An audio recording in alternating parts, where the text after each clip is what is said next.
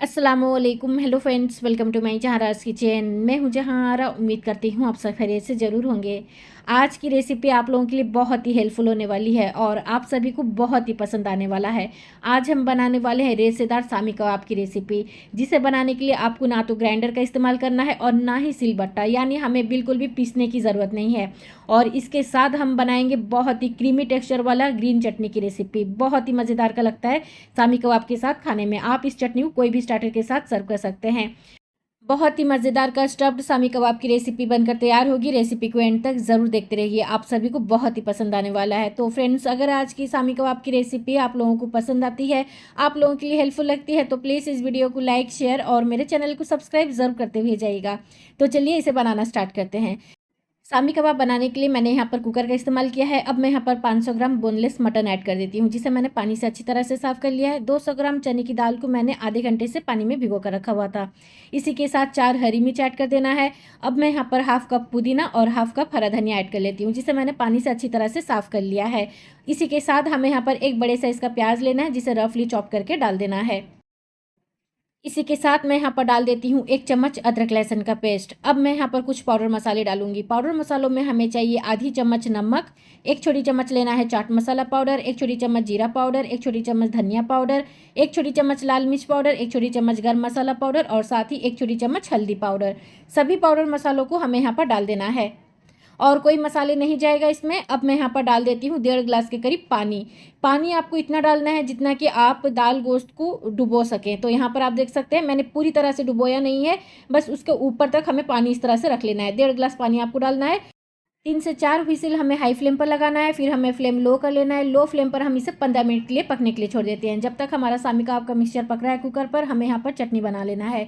चटनी के जार पर मैंने 1 कप डाल दिया है हरा धनिया, 2 चम्मच हमें लेना है दही, 2 हरी मिर्च, इसी के साथ 3 से 4 लहसुन की कली, आधी छोटी चम्मच काली मिर्च, आधी छोटी चम्मच काला नमक और साथ ही हमें यहाँ पर डाल देना है 1 कप आलू भुजिया।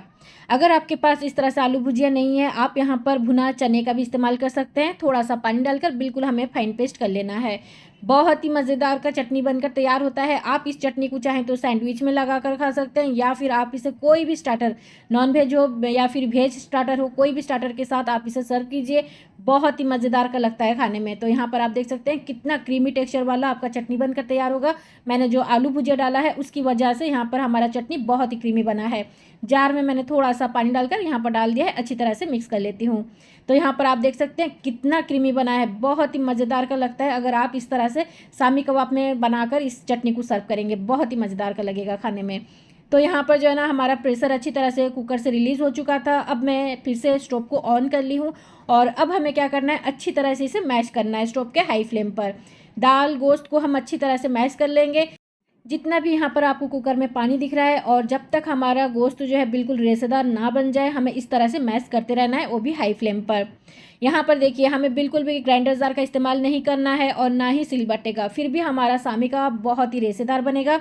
और जिस वक्त आप मैश करते रहेंगे, मिर्ची जो हमने डाला हुआ था हरी मिर्च, तो उससे क्या है ना, आप यहाँ पर निकाल ले, एक एक करते हुए निकाल ले। मैंने 4 डाला हुआ था, इसका फ्लेवर आ चुका है, तो हमें यहाँ पर मैश करते वक्त उससे निकाल देना है। तो यहाँ पर देखिए अच्छी तरह से पानी सूख चुका है और बिल्कुल रेशेदार हमारा मिक्सचर बनकर तैयार है। अब मैं क्या करूँगी, स्टोव को ऑफ कर लूँगी और इस मिक्सचर को हम पूरी तरह से ठंडा होने के लिए छोड़ देंगे। जब ये पूरी तरह से ठंडा हो जाएगा, तब हम नेक्स्ट स्टेप पर चलेंगे, जहाँ पर हमें सामी कबाब बनाने का प्रोसेस स्टार्ट करना है। तो यहाँ पर देखिए मिक्सचर पूरी तरह से ठंडा हो चुका है। अब मैं इसे निकाल देती हूँ एक मिक्सिंग बोल पर।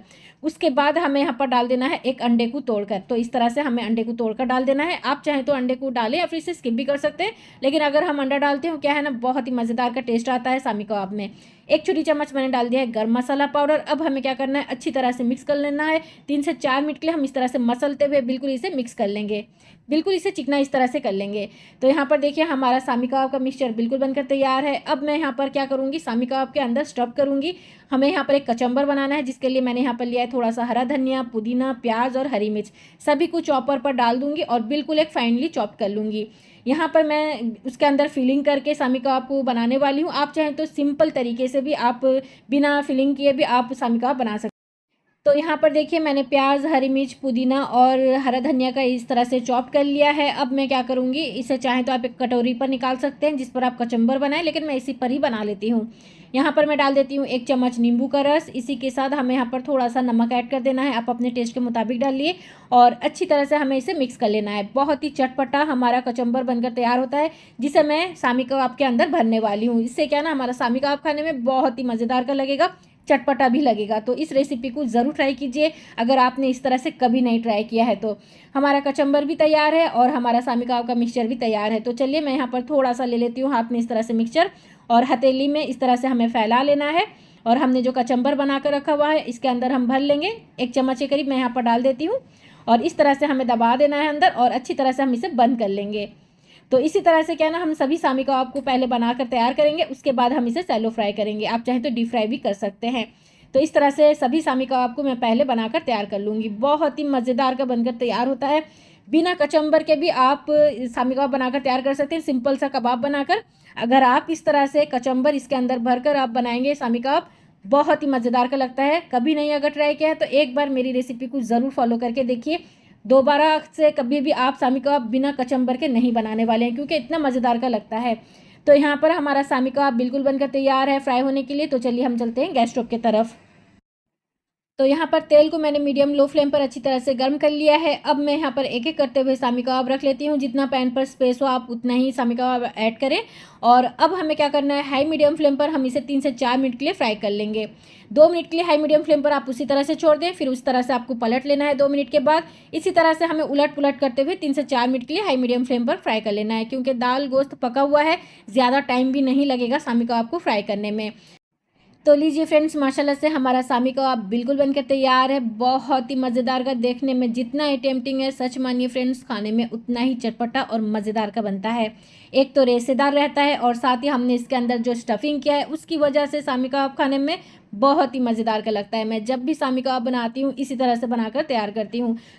खासकर मेरे बच्चों को और साथ ही मेरे हस्बैंड को इस तरह से स्टफ्ड किया हुआ, यानी अंदर कचुम्बर भरा हुआ सामी कबाब बहुत ही मज़ेदार का लगता है खाने में, और इस तरह से रेशेदार भी बनकर तैयार होता है। तो इस रेसिपी को ज़रूर ट्राई कीजिए और साथ में स्पेशल चटनी की रेसिपी को भी बनाकर सर्व कीजिए, उसके साथ खाइए, बहुत ही मज़ेदार का लगता है खाने में। आप इस रेसिपी को अपने मेहमानों को स्टार्टर के तौर पर भी सर्व कर सकते हैं या फिर साइड मेनू में भी रख सकते हैं। तो फ्रेंड्स, अगर आज की हमारी सामी कबाब की रेसिपी आप लोगों को पसंद आई है, आप लोगों के लिए हेल्पफुल लगती है, तो प्लीज़ इस वीडियो को लाइक, शेयर और मेरे चैनल को सब्सक्राइब ज़रूर करते हुए जाइएगा। तो चलिए मिलते हैं एक नई रेसिपी के साथ। अपना ख्याल रखें और मुझे दुआओं में याद ज़रूर रखें। अल्लाह हाफिज़।